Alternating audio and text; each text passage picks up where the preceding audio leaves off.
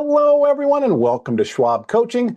My name is Cameron May. I'm a Senior Manager of Trading and Derivatives Education here at Schwab, and this is Long Verticals and Diagonals. And this morning, as I was going through the financial news, I noticed a big uptick in the number of videos and headlines that are mentioning this thing about the S&P 500. A lot of people asking a question, is there a dead cat bounce on the S&P 500? What in the world does that mean, and what might it be? What might the implications be for an options trader?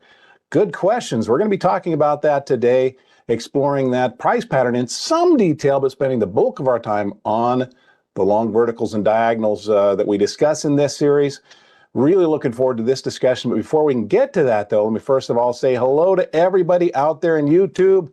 Great to see you there, John and Will, Melissa, Four Lofts, Miralai, Dragon Rider, Josh, pardon me, Sia, Bush 8531, and everybody else. Thanks for joining us week after week. We really do appreciate your attendance and your contributions to these discussions. If you're here for the very first time, I want to welcome you as well. And if you're watching on the YouTube archive after the fact, enjoy the presentation. But be aware that you're invited to join us in a live discussion. This is a Thursday webcast series. We meet every Thursday, kick off this stream promptly at 11 Eastern. We'd love to have you here in the live stream audience. And as a bonus for our live stream audience, my very good friend Connie Hill is going to be hanging out in the chats. She's going to be addressing any questions that I can't get to during the presentation.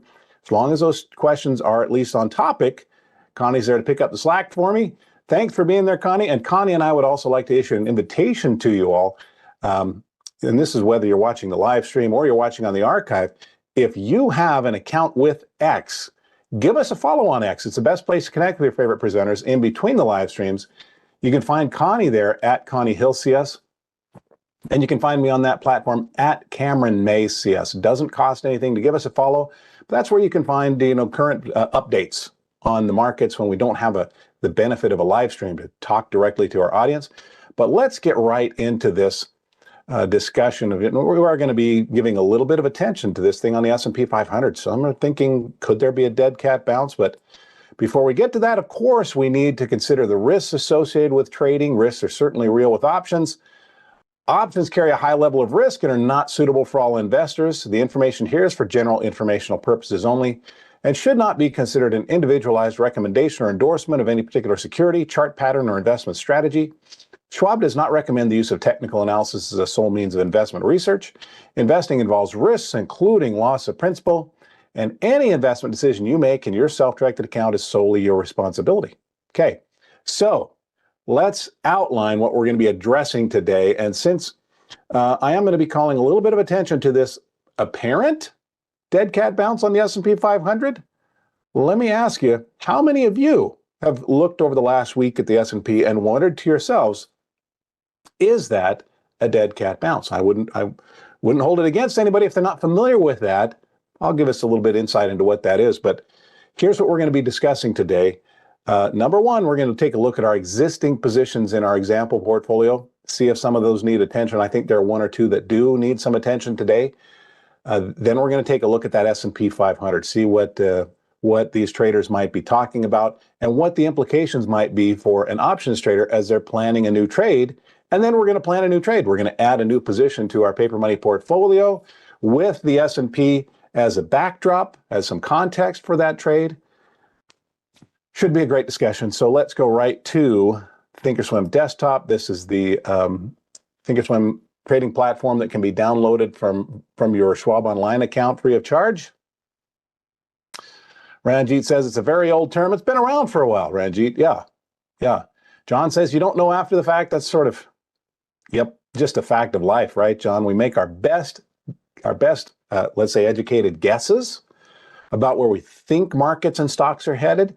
We make our, maybe apply the best strategy that we can select within that, and then see how it goes. Because what we think the markets and stocks should do is not always going to be exactly what they do. All right, so let's look at our existing positions. We have 5. I want to start things off with UNH. This is the position that we took right out of the gates in January, and we said we're sticking with this one all the way through 2025 just to see what happens. Going to be managing it actively along the way. So that is a long call diagonal. bought a 520 call for 2027, and then we've been selling other calls against it. Now, as it's currently constructed, it's underwater to some extent, 2,400 bucks. However, in actuality, since the start of the year, we're pretty close to break even on this trade. So here's what's happened with UNH over the year. Back here, January, was it the 8th or the 9th? It was the 9th. That's right. We took this long call diagonal, bought the 520 long call, and then sold a 560 short call at the same time. This dashed line represents the length of time that we were in that short call, but we've closed that out now for an 860 profit. That happened because after we entered, the stock kind of waffled sideways, and we were able to exit right here as the stock was kind of struggling to make a lot of progress. Closed out at I think it was 80-90% of maximum gain. And we rolled that down to a 550 short call, which we were in for only a few days, and closed that out for 672. We rolled that to a 540 short call. We were in that for a few days and closed that for a 370 profit. So you add those up, about $19 per share net realized profit on those short options. And if we set that against our current position, about a $1,900 realized profit against a current position of $2,400 unrealized loss, about $500 net underwater. Okay.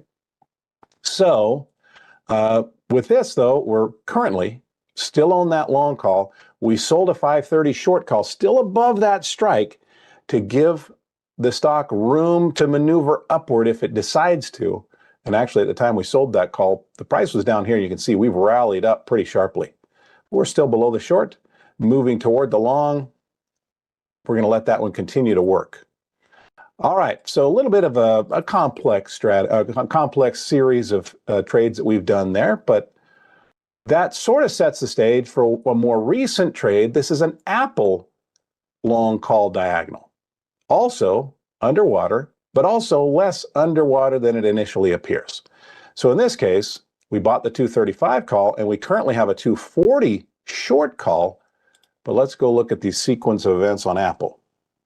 With Apple, we bought the 235, sold a 250 initially, but the stock fell pretty rapidly. That really reduced the cost of exit on this 250 short call, so we closed that out for a 292 profit, and then rolled that to our current 240 short call. So what were we down? About 1,100 bucks on this trade net. Actually, once we recognized that we did realize a gain of about 292 bucks, setting the little commission aside, not as far underwater as that initially appears. Now, the trader here, though, needs to make a decision.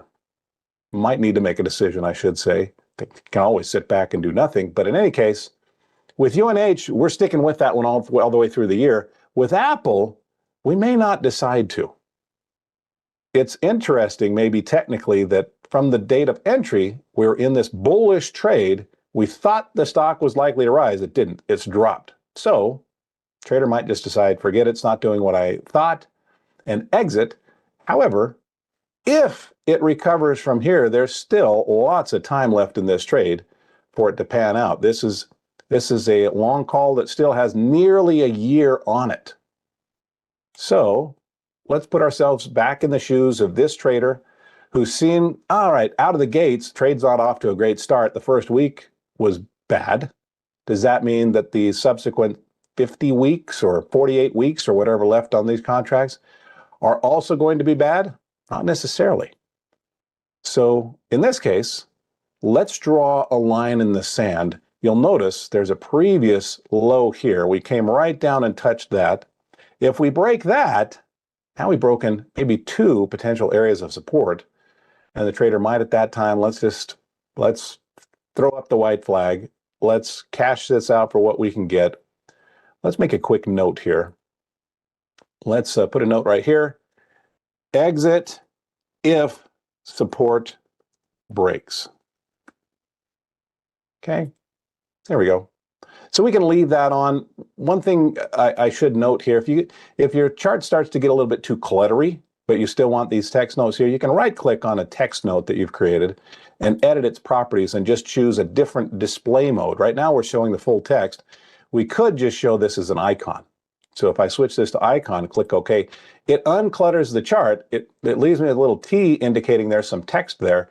If I hover over that, it shows me, oh yeah, okay, we're going to exit this if support breaks. Okay, but for now, I don't mind. Let's change that back to full text. So that's UNH. There's Apple. Both of those, we're not going to be doing anything with those today. GILD is quite different. With this, we own a 95 call. It's another long call diagonal. Sold a 120 call. This also is part of. Let me bring up GILD. With this one, we bought a long call, and then the stock just started blasting off, which has been a great run for that long call. Not so much for the short calls that we had against that. To clear those out of the way, we rolled up a couple of times and took some losses on the way. So in this case, this is a scenario where the apparent gain on the position, which only reflects how we're doing on the current positions, not quite as positive as it might at first appear. Yeah, we took a loss on this 100 short call, took a loss on this 105 short call, but that was because we were starting to go in the money, getting closer to expiration, and in the interest of avoiding assignment on those short calls, we've rolled those up, ultimately up to this current 120 short call. Well, the stock has really peeled back from there. That 120 short call is just not. Now, Gary says, did you set an alert? I didn't set an alert in this case, Gary, because I only make changes in the webcast. So I don't need to. We'll just look at it together. But yeah, an alert could be set. Gazelle says, is the idea to sell the long call at some point? Oh, yeah, there we go. Yep, Gazelle. So the real objective when doing these sorts of long call diagonals is hopefully the stock goes up and helps the long call, but doesn't go up too high and allows the short call to expire worthless. And then the trader can hopefully double dip on profits. Let me tell you, it doesn't always work out that way. And we've seen that. In some cases, the stock goes down, which is good for the short call, not so good for the long call. In other cases, the stock goes up, but it goes up so far, it's great for the long call, not so good for the short call. So yeah, that's what we'd really like to see. Typically, is we like to see the stock rise, just not so high. Gilead Sciences has risen. We're above where we entered this long call. The long call is actually doing great. It was just doing better last week. Short call that we're in right now is actually doing great. We could close that out for literally pennies on the dollar right now. And I think what we'll do here, let's see, with a stock that's run up this far, sometimes we run up and we pull back as profits are taken. Now, if this continues to pull back, we could actually surrender all of the profits in that long call, but it does open a window of opportunity. We don't know what the future brings, but what we do know right now is that our short call can be closed at a profit. Dan says, did you roll the short calls or just buy back and sell? So I rolled, Dan, so you can actually go back and watch the archives for this webcast and see when we did those things. So if you want to find the archives, you can find those on our YouTube channel, Trader Talks Schwab Coaching Webcast. So if you're not subscribed to this channel yet, go down below the video stream right now and just click on the subscribe button. It literally only takes a second. Doesn't cost anything, but that subscribes you to the channel. The channel is where we host our playlists of previous webcasts. You can also join the live streams. So if I were to click on the playlists and I were to scroll down, what we're looking for here is the webcast series title, which in this case is long verticals and diagonals. So you can see each one of these has a name: trading breakout patterns, trading the trend. So we're looking for my face, and we're looking for long verticals and diagonals. Hey, there's my face, and there's long verticals and diagonals. We can click on that playlist right there, and we can go through and check out all those previous trades that got us to where we are right now. Nice little history of what we've been doing, preserved in those in those archives, right? So here's a question. We know we can close out this short call right now, assuming we got a liquid option here and we can actually get the trade executed. Here's a decision. Do we close this out? And also we could just close out and take the profits on that long position, because if this continues to collapse, that could very much eliminate profits on the long. Or we could roll into a new short position, but we're probably going to have to move that down some strike, maybe move down to 115, possibly down to 110. Or we could just close out of the short and just maintain that long position, because if we get a rally, having a short against the long kind of puts a tailwind on it. It can put a drag on its performance. So what are we going to do? Well, for some traders, they might just look at what they can discover on the chart. And I'm going to use the Fibonacci here. When we get a strong run up, this has been a pretty much, with this one like 3-day exception, we've run up from these lows all the way up to those highs. Let me click at the very top and then move all the way down to the bottom. And that's pretty interesting. There's some proportionality assumed by traders who use this technical tool. It's known as a Fibonacci, and that is, this is just the assumption. When there's a strong run up, if there is subsequent selling, it's expected to maybe not exceed 50% of the distance that was traveled on the way up, because it's sort of natural. If a lot of money was made in a very short period of time, of course, yeah, people might decide to take profits. And that portion of traders who take profits can drive prices down. Now, if that switches from just profit taking to, let's say, sort of panic selling, we might continue all the way on down and give back all of those gains. And that would sort of be disastrous for this long call, at least in the short term. So what do we think? Well, right now we are poised right at that 50% level. Not a great looking day, but let's say our trader thinks maybe we're going to turn around here pretty soon. I'm going to leave that long position on. I don't think I'm going to roll into a new short position. Let's just, for this one, because we've done a series of rolls. Let's take the position of a trader who decides to just go with the long trade for a little while. So I'm going to right click this. Well, actually, you know what? I'm just going to leave that on there. It kind of explains what we decided to do here.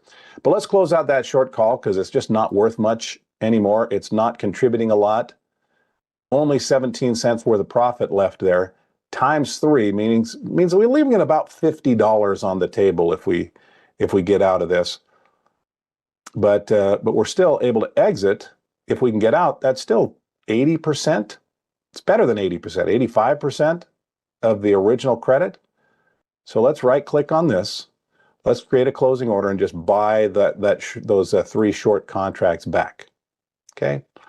So it looks like our mid is at 18 cents. Our natural's at 95.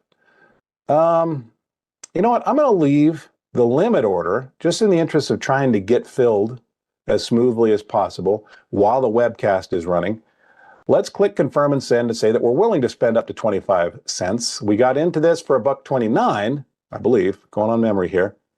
If we're able to get out for 25 cents, that would be a realized gain, setting commissions aside, of $104 per contract, or $1.04 per share.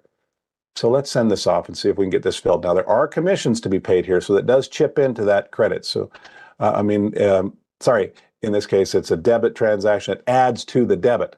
So instead of spending $75, we're spending $75 plus 3 commissions, bringing us up to $76.95. So let me send this order off and see if we can get filled. Let's let that one work. Okay. Oh, wow, we got out for 12 cents. All right. That's nice. So now we have JP Morgan, which was a long call vertical spread. With this, bought the 260s, sold the 265s. We prefer to be above 265 as we approach the 17th of April. We ain't anywhere near 265. The stock has actually had a rough go The markets, since we took this trade, have been coming down. The stock has fallen to 241. Let's go see what's going on with JPM. Yeah, that's where we took our trade. We were hoping to be up here. We have until April 18th to get there, hopefully, but both of our contracts are way out of the money. This thing has some serious work to do to recover to get back up there. So we talked about this last week. We fell hard, and this was stinging last week. As we recover, though, we may not get back up to maximum profit territory, but it could be, if this continues to recover, we might be able to get out with a smaller loss. That was the objective by remaining in the position last week. I'm going to maintain that objective, not shooting for maximum gain anymore. Now we're focusing on the minimization of loss. Yeah, Jonathan, getting smoked on JPM right now. This is just a fact of trading options at times. So if this continues to recover, it could start to dig us out of the hole a bit. But we're taking a risk in maintaining this position. If it turns and falls, we could still lose more. Now, if we let this get all the way to expiration, there is a theoretical cap on how much we could lose, right? We invested $2.60 into this trade. That's the theoretical maximum loss per share. We haven't lost that much yet, but we're well on our way. Let's see if we can get a recover. So with JPM, we're going to stick with that. We'll revisit again next week. We have one more position. Oh, matter of fact, why don't we do this? Actually, whenever there's an opportunity to learn, I like to explore that. So let's put ourselves on both sides of the equation. Some traders might just say, hey, I bought into this for 260. It looks like I could still get out with maybe, 50, what does that look like? About 56, 7 cents, preserving some value there.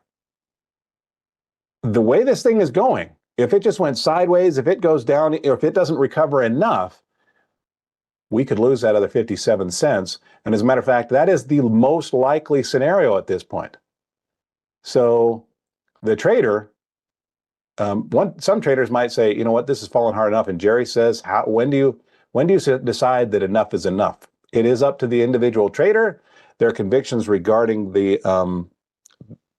stock chart, or if they just have a preference for whether they're going to risk the full amount up front or not. So it does come down to trader preferences. But I've discussed in the past, when we take a high probability trade, which this one started life out as, I believe, let me just double check that. Yep, it was. When we start out a trade that's high probability, but if we put a stop on it with vertical spreads, it has the interesting impact of turning the high probability scenario into a high probability of loss scenario. Yeah. So there are pros and cons to these things. Anyway, but in this case, let's just say we're going to take the losses on half and see if we can improve on the other half. So let me right click on JPM, and somebody might say, are you allowed to do that? Yeah.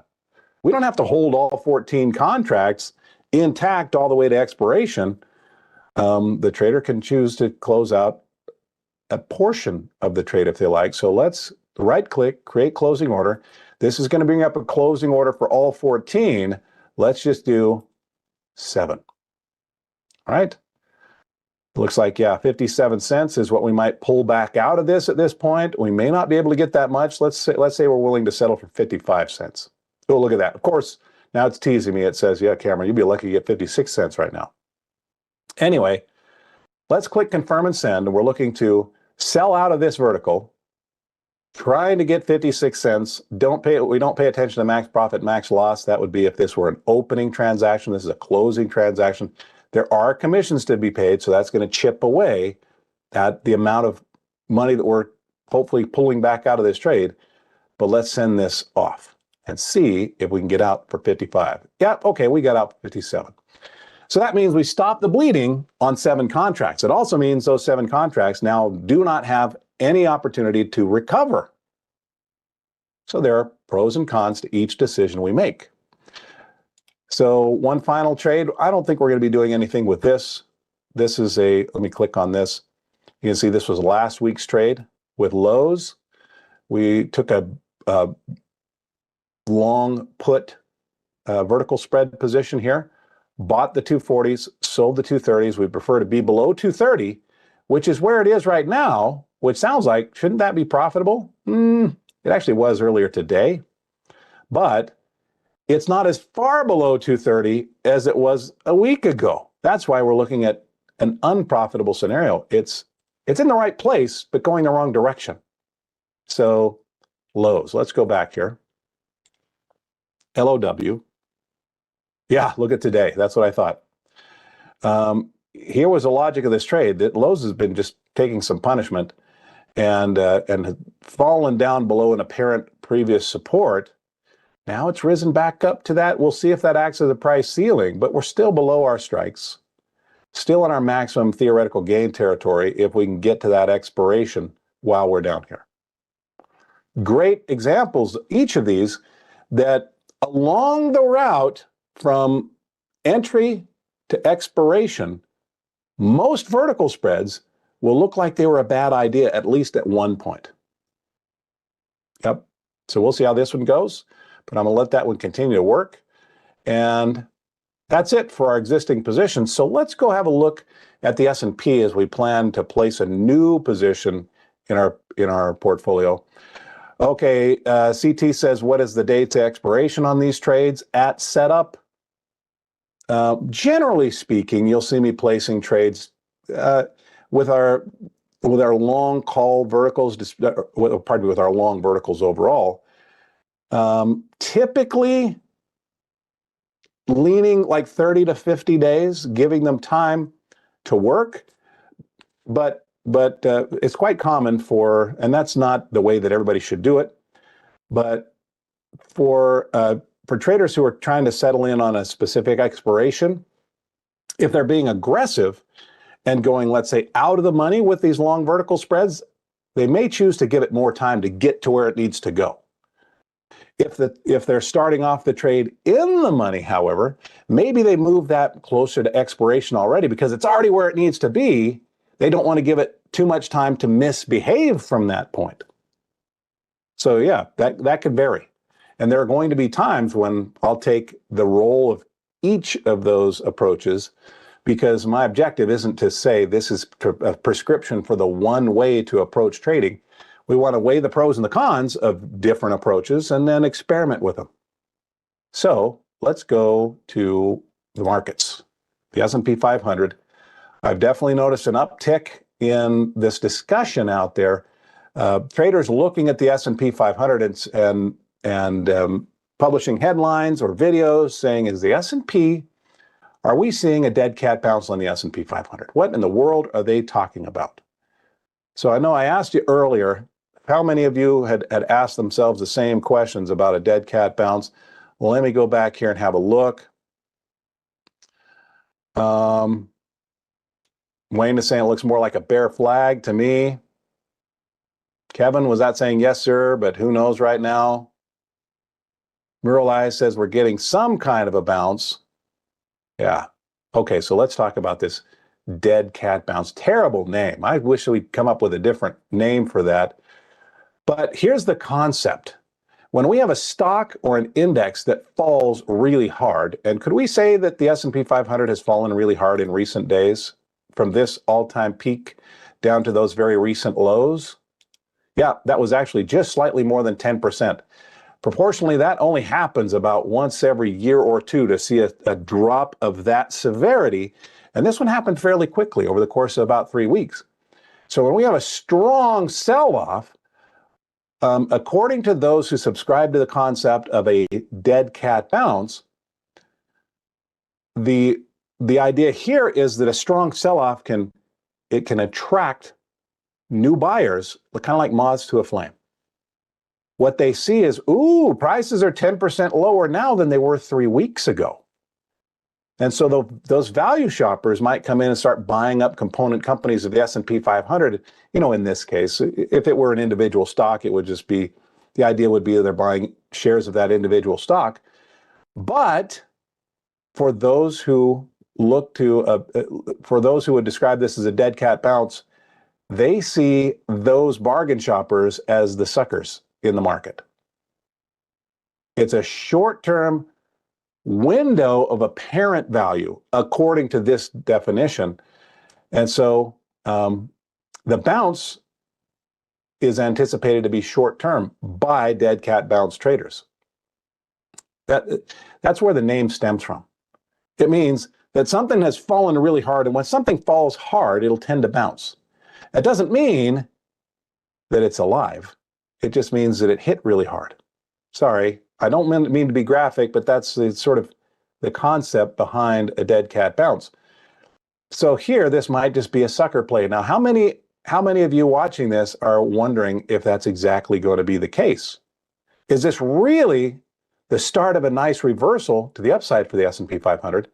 Or is it just a few bargain shoppers coming in, misidentifying a short-term window of value, and after those bargain shoppers are done doing their buying, the sellers come back in and we push on down again? Now, we ultimately don't know where things are headed. There are plenty of traders who are going to say, yeah, I don't think it's a dead cat bounce. I think we've just come down to a long-term trend line here. We've touched that trend line and we're going to recover just like we did the last two times. Time will tell.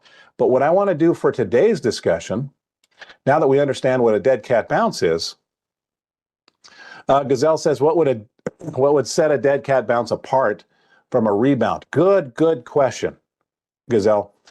So the proportions can be a big deal. And on individual stocks, what's happening with volume can be a big deal. Not everybody looks at it the same way, though. But what you'll notice at this point is we've seen a 10% drop in like a 3% recovery. Typically, if the recovery starts to falter anywhere below 50%, the traders may still assign it this dead cat label, this dead cat bounce label. So those proportions can be key. So let's put ourselves in the shoes of a trader who's trying to make their best decision about whether to get into a bullish trade or a bearish trade. Maybe they're planning something for the April expiration. So today we're going to be doing a bear put spread, a long put spread, with the assumption being here, the trader might think this is going to peter out. Maybe today, maybe it's already petered out, maybe it goes up a little bit higher, but they think ultimately heading lower. So yeah, perhaps another phrase, Journey 777, a bear trap or something, some kind of a trap thing. Even that can have sort of negative implications for the animal involved. But in any case, let's look at an example stock where a trader might see something similar. I want to have a look at NVIDIA. NVIDIA is showing some signs of life today. You'll notice since the lows here on March 11th, we've had a nice little recovery up to a peak, sold off and up about 1.57% today. But our dead cat bounce traders would say, Cameron, quit looking at the very near term and look what just happened. The stock fell really hard. It fell from a peak up here down to that low, and this bounce, the proportions of that are looking a little bit sus. Let me come down here and use my Fibonacci tool again. I'm just using it for convenience to measure the proportions of this move. Let's go from the low down here, and let's maybe come up here. Let's see where I want to position this. There were actually quite a few highs right across this top. You'll notice that. How about we position that right there across those highs, get more touch points. But we had this strong sell-off from those peaks down to that low, and then we bounced. Could this be bargain shopping? Starting to rally, where did this, at least in the near term, at least for now, looks like we've terminated right at about that 50% level. Jonathan, kind of interesting, isn't it? Now, does that mean that we can't just rally right on up through that? No. But this could be very interesting to a dead cat bounce trader. This thing still has the scent of just some bargain buying here. So let's put on a bearish trade with the assumption, yes, a bearish trade, even on a bullish day. When a trader is buying stocks, you probably heard the phrase, buy low and then sell high. Well, with a bearish trade, it's kind of the opposite. Enter high, exit low. So entering a little bit higher falls right in line with that line of logic. And let's just let's make the assumption that we think the stock is likely headed lower.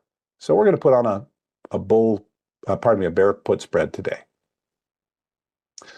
But we're going to keep an eye on as well. Let's make a note here. What might this mean, though, if we rally up above this 50% line? Let's put a note here, right there. To consider exiting, because we'll be able to talk about it if this happens. Consider exiting if 50% breaks, or in other words, if the stock goes up above that 50% level. All right, so let's go place our trade. I'm just trying to think, is there anything else I wanted to talk about on this? Try to keep it fairly straightforward. I think technical analysis can play a role for some traders in the planning of these sorts of options trades, but I don't want it to become too much of a technical analysis webcast or webcast series. Nope. But I just thought it was topical of seeing a lot of these. Carol, sorry, Carol, if you already have a long position or a bullish position in this, I'm sure that you're not alone in having existing positions on Nvidia. Fact of life, when we're trading one of the most heavily traded positions out there, or heavily traded equities out there, there are going to be people in the audience that already have positions. Yep, we'll see where this goes. But let's go place our trade. So how do we construct a bear put spread? Well, we buy a put, and then we sell a less expensive put. That's how the thing is created. So let's buy, if we think maybe, what is this, 125-ish? Let's see if we can go in the money. Let's go for a higher probability trade on this one. So if we were to buy, let's say, the 130 and sell the 125, both of those strikes are in the money. We just need to be below 125 as we approach expiration. Let's do that for our trade. So we're going to go from spread single. Let's change that to a vertical spread and go over to the 125, 130 strike pair and click on the ask price. Looks like it's going to cost us about $3.50. We'll see. But if there's $3.50 to set this trade up, and it's a $5 wide spread, that leaves about $1.50 for potential reward if we can be below our strikes at expiration. So I'm going to click on the ask price. This would be about a three. Let's dial this up. Say that we're willing to spend $360. Yeah, I might even have to spend more than that, $365. This keeps moving. If the price of this goes up to get into this, it means it's because the trade is moving in the correct direction. Let's see if we can get in for 360. Let's just lock it there, or 365. Anyway, if there's a 365 cost for entry, that's $365 of risk. Let's keep this inside our total risk tolerance. We've been risking up to $4,000. That would be about 11 contracts. Let's take that to 11 contracts. And let's click confirm and send. Buying 11 of these 130, 125 put spreads. That's going to be about a $4,000 cost, leaving about $1,500 of profit, minus, of course, some commissions here. And let's click send. See if we can get that order filled. Let's go to our working orders. So we have 365. Yeah, we were offering 365. We filled at 360. Okay. So if it cost us $360 to set up a trade that can ultimately turn into $5, a $5 wide spread, that's its ultimate maximum potential. That leaves $1.40 of reward potential here. So See me go 5150 says you're long too, but long term, you're real interested in making money on the down moves. Yeah. So in this webcast series, what we try to do is explore bullish strategies and bearish strategies in roughly equal proportion.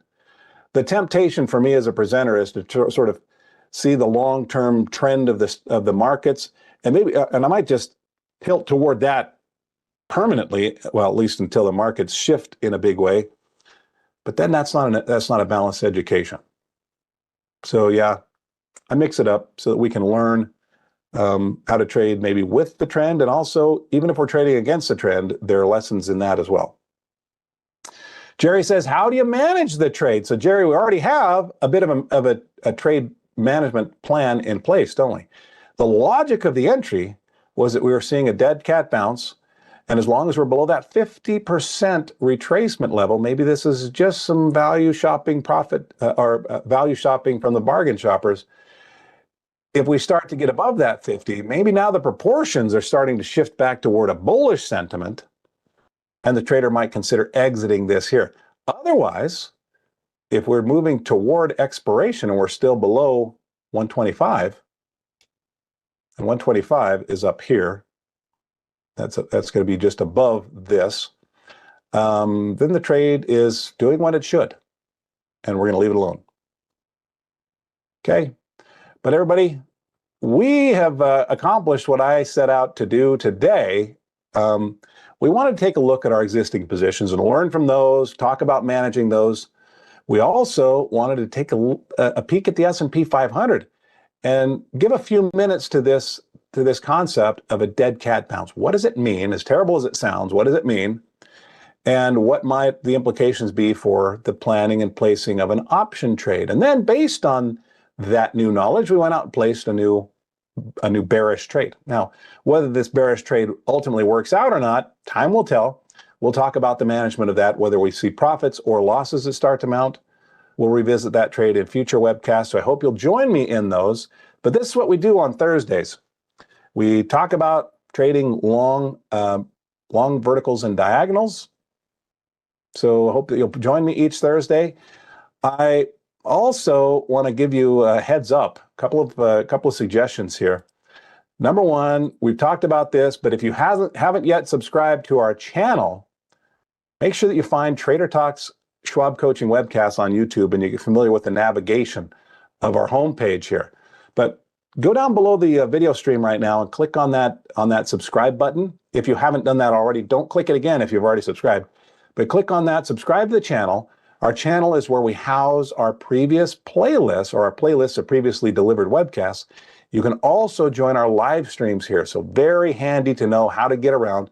Also, if you just have an interest in specific topics, like maybe what we've discussed today, somebody else referred to this move today as, they don't call it a dead cat bounce, they maybe call it a bear flag. Well, what if we typed in bear flag here?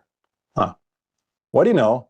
There are previous webcasts about trading flags. So lots of information, lots of learning that can be accomplished here using our Trader Talks channel. Also, make sure that you are following us on X. If you have an account with X, follow Connie on X at Connie Hill CS. You can follow me there. My handle is at Cameron May CS. So that's what I look like. There's my backdrop. This is my precise handle on X. With social media, always make sure you're careful that you know who you're dealing with, who's on the other end of the line that you've picked up. So my handle is at Cameron May CS. And this is where I post observations about personal things. This is like a weather report for my local weather. It's been kind of crazy. But also, I can conduct polls. I just started publishing little videos to Twitter to highlight interesting developments. So, did I say Twitter? To X. Anyway, yeah, make sure you subscribe. Neither one of these cost anything. But I'm going to let you go, everybody. Thanks for all the likes. I can see 177 people still watching the webcast, and we already have 55 people giving the thumbs up. That's always appreciated. Make it a habit. If you enjoyed a webcast, click on that like button. It's applause to your presenter. It also gives my webcast a boost in the YouTube algorithm and helps more people learn about things like long verticals and diagonals, and even things like what in the world is this dead cat bounce that so many traders seem to be talking about today. All right, everybody. Thanks. Definitely appreciate you giving me your time and attention today. I'll look for you at a future webcast. I'll also look for an X, but whenever I see you again, until that moment arrives, I want to wish you the very best of luck. Happy trading. Bye-bye.